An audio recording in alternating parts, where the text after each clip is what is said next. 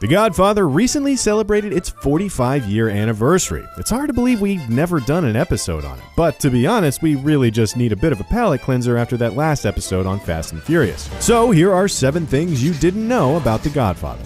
Probably. I'm gonna make him an offer he can't refuse.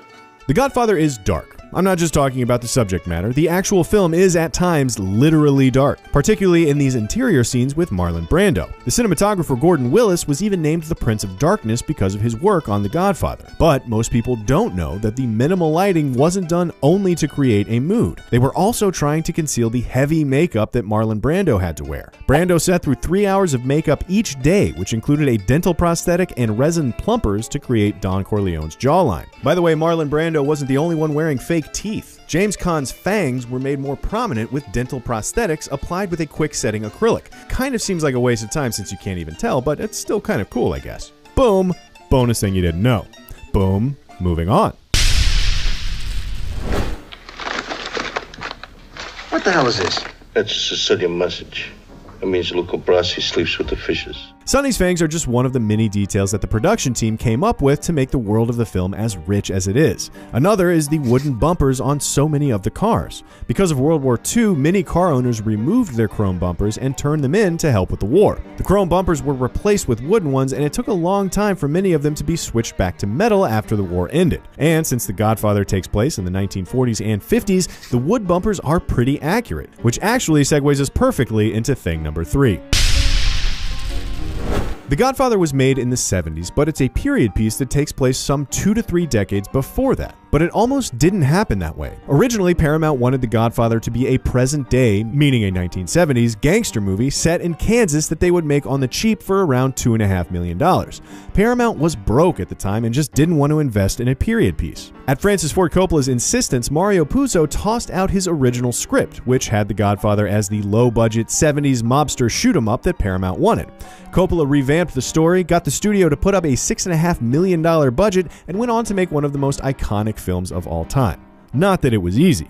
Shh, that's a tease for our next thing.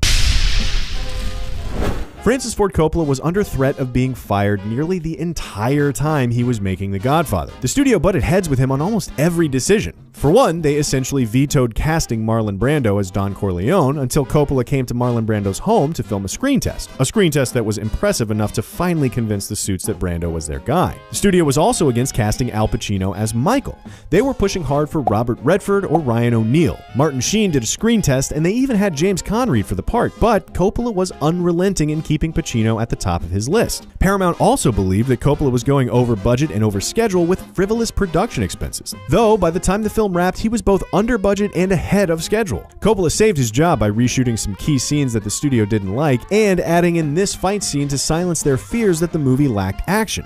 He also wound up firing his assistant director, who he suspected had been bad-mouthing him to Paramount. Lastly, it probably helped that Coppola won a freaking Oscar for writing Patton while all of this Godfather drama was going on.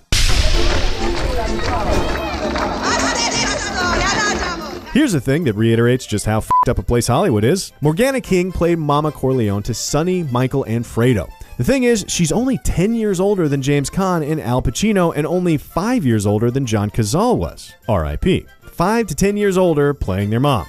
Yeah, just let that sink in while we move on to our next thing. You might be surprised to hear who put this crime montage together. It was this one guy you may have heard of before named George Lucas. Coppola and Lucas are friends from way back. Coppola even executive produced THX 1138. Well, the year after that, Lucas was an uncredited assistant on The Godfather. Lucas did it mainly as a way to thank Coppola for helping him get American Graffiti funded, and he was tasked with putting together this footage, sometimes called the mattress sequence by hardcore Godfather fans. Lucas used photos from real-life crime scenes in the montage. For example, this is Frank the Enforcer Nitti, who was Al Capone's top guy and who actually wasn't murdered but committed suicide by shooting himself. Jumping back to George Lucas's work on the film as a whole, he gave Coppola a small but important note. For this part, with the looming assassination attempt at the hospital, Coppola neglected to get enough footage for this critical moment with the sound of the footsteps in the hallway. Lucas suggested that Coppola just repurpose the ends of any shots of the hallways where the actors had already left and cleared the frame. Lucas and Coppola scrubbed through all of the footage they had in the can and found these all too important seconds of empty hallway to be able to create this brilliant moment of dread in the sequence. Did I say brilliant moment? Sorry, guys. Movie list is next week. Tasty Hoots, Hot Cans, Tucci Palooza. Oh, okay. I feel better. Last thing.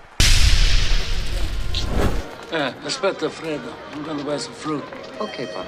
We're going to wrap this up by busting a bit of a Godfather myth. A lot of people have pointed out that oranges appear throughout the film as a way to foreshadow an impending death. Well, even though that may be true, it's only true retroactively. The oranges and their proximity to the deaths in the film is little more than a coincidence. The production designer Dean Tavoularis added oranges to the sets because the sets were just kind of drab.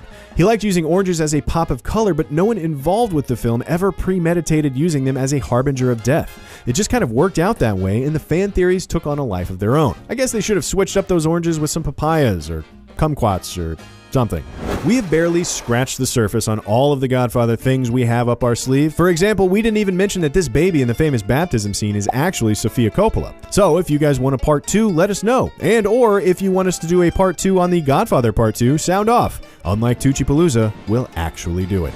Thanks for watching, and subscribe to Cinefix for more true-ish things about movies and sometimes oranges that don't really mean anything right here on Things You Didn't Know.